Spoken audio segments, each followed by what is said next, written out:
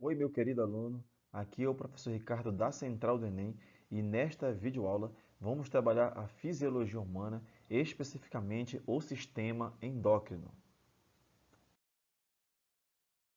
Boa parte do funcionamento do corpo humano depende da comunicação entre as células por meio de mensageiros químicos que viajam pelo sangue, os hormônios, que são definidas como substâncias produzidas e liberadas por determinadas células que atuam sobre outras células, modificando seu funcionamento.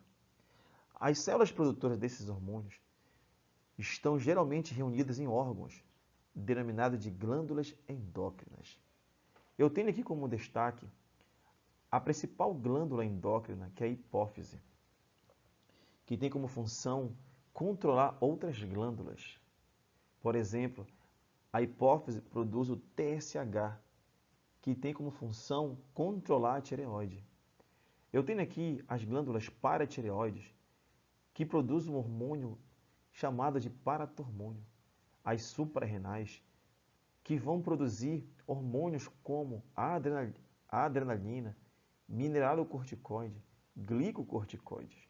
Eu tenho aqui o pâncreas, que vai produzir hormônios como a insulina e o glucagon.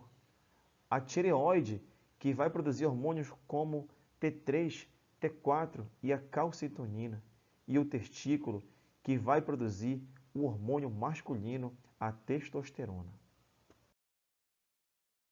A hipófise, antigamente conhecida como pituitária, é uma glândula pouco maior que o grão de ervilha, localizada na base do encéfalo. Muitos fisiologistas a consideram a glândula mestra do corpo humano, pelo fato de seus hormônios regularem o funcionamento de diversas glândulas endócrinas, como veremos no próximo slide. A hipófise apresenta duas regiões principais. Seria o lobo anterior, ou adenopófise, e o lobo posterior, ou neurohipófise. Bom, vamos estudar agora os hormônios da hipófise. A hipófise tem uma região chamada de adenopófise ou lobo anterior. Nesta região, vamos ter os seguintes hormônios: a prolactina, que estimula a produção do leite, os hormônios gonadotróficos, como o FSH, que é o hormônio folículo estimulante, e o LH, que é o hormônio luteinizante. Esses hormônios eles vão agir nas gônadas, como os testículos e os ovários. O hormônio adrenocorticotrófico são os hormônios que vão agir sobre as suprarrenais.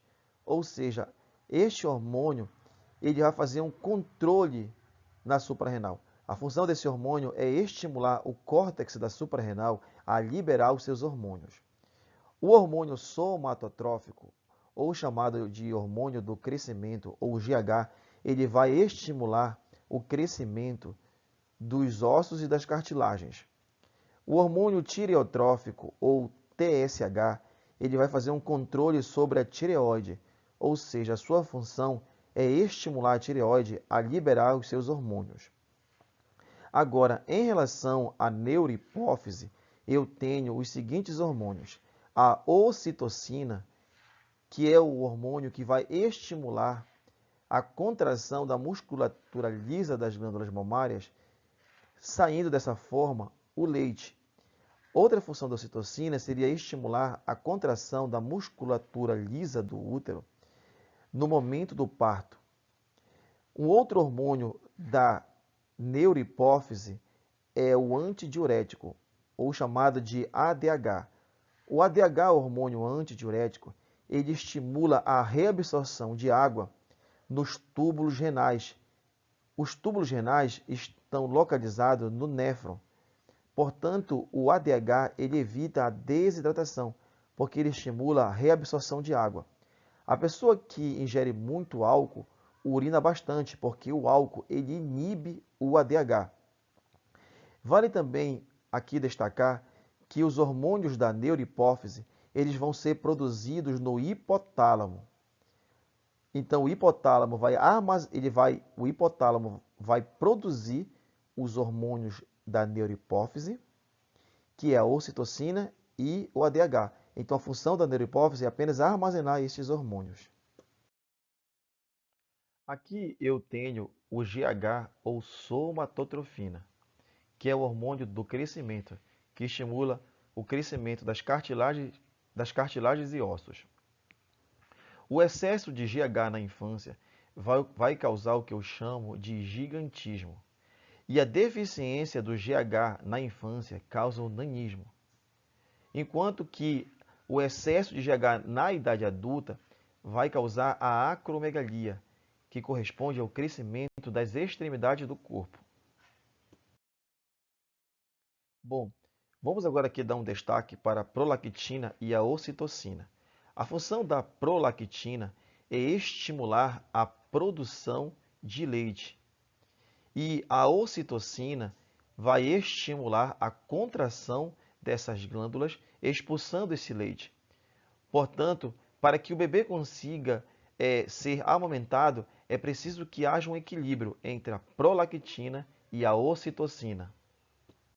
Vamos agora falar um pouco dos hormônios gonadotróficos, que são os hormônios que vão agir sobre as gônadas. O FSH, o hormônio folículo estimulante, ele vai estimular o amadurecimento do folículo ovariano.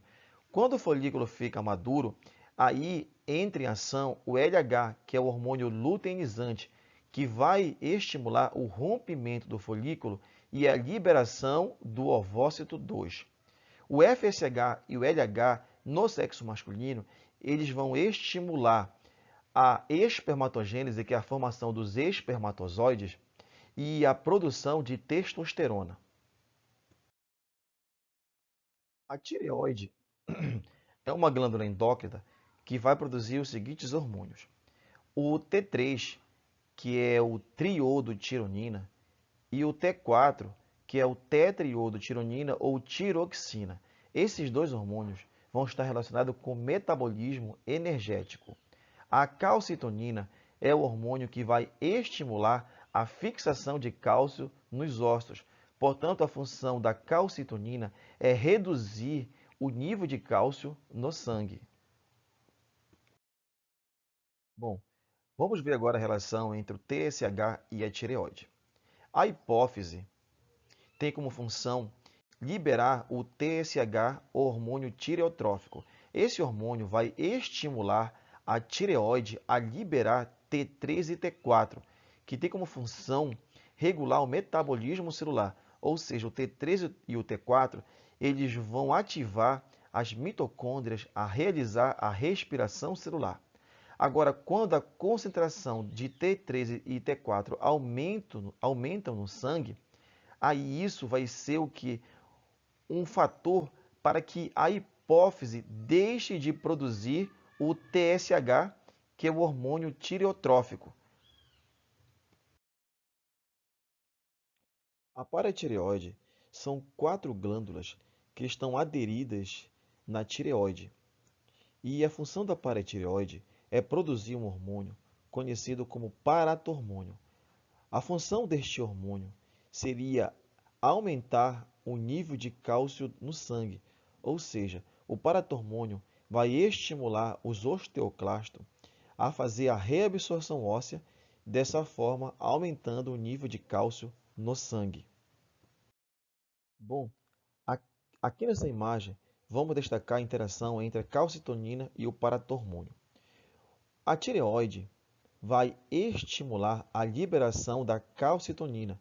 E a função da calcitonina é pegar o cálcio do sangue e jogar para o osso. Ou seja, a calcitonina vai reduzir a taxa de cálcio no sangue. Quando a taxa de cálcio no sangue diminui, aí a paratireoide passa a liberar o paratormônio. E o paratormônio ele vai estimular a saída de cálcio dos ossos, jogando mesmo para o sangue. Portanto, o paratormônio vai aumentar a taxa de cálcio no sangue e a calcitonina vai diminuir a taxa de cálcio no sangue. A adrenal ou suprarrenal são glândulas localizadas sobre os rins. A glândula suprarrenal apresenta duas regiões, que é o córtex e a região medular. O córtex, que a região mais externa apresenta os seguintes hormônios, os glicocorticoides. O principal glicocorticoide é o cortisol, e o cortisol tem como função aumentar a taxa de glicose no sangue. Como é que ele faz isso? Ele vai transformar proteínas e gorduras em glicose. Eu tenho também um grupo dos mineralocorticoides, cujo principal representante é a aldosterona. A função da aldosterona seria estimular a reabsorção do sódio e a excreção de potássio. O outro grupo seria os andrógenos. Os andrógenos são precursores dos hormônios sexuais masculinos, como a testosterona. Já a região medular apresenta como principal representante a adrenalina. Eu tenho também a noradrenalina, que são hormônios que também vão aumentar a taxa de glicose no sangue. Como é que a adrenalina aumenta a taxa de glicose no sangue? Quebrando o glicogênio em várias moléculas de glicose. A adrenalina também estimula a dilatação da pupila, aumenta a frequência respiratória e também os batimentos cardíacos. O pâncreas é uma glândula mista que tem tanto função endócrina quanto função exócrina. A função exócrina do pâncreas é produzir as enzimas digestórias, enquanto que a função endócrina é produzir a insulina e o glucagon. A insulina que tem como função diminuir a taxa de açúcar no sangue e o glucagon tem como função aumentar a taxa de açúcar no sangue. Então, tanto a insulina quanto o glucagon apresentam funções antagônicas. Como é que acontece todo o processo? Quando você ingere o alimento, este alimento ele vai ser digerido e vai para o teu sangue. Quando o alimento chega no teu sangue, isso é um estímulo para as células betas, que passam a liberar a insulina. Então, após uma refeição, é liberada a insulina, que vai diminuir a taxa de açúcar no sangue. E para onde esse açúcar ele vai? Ele vai principalmente para o fígado, sendo armazenado na forma de glicogênio. Agora, quando a taxa de açúcar no sangue diminui, aí as células betas passam a liberar o glucagon, que tem como função aumentar a taxa de açúcar no sangue. Como é que ele faz isso? Ele vai quebrar o glicogênio em várias moléculas de glicose, aumentando assim a taxa de glicose no sangue. Essa foi a nossa videoaula sobre o sistema endócrino. Muito obrigado e até a próxima videoaula.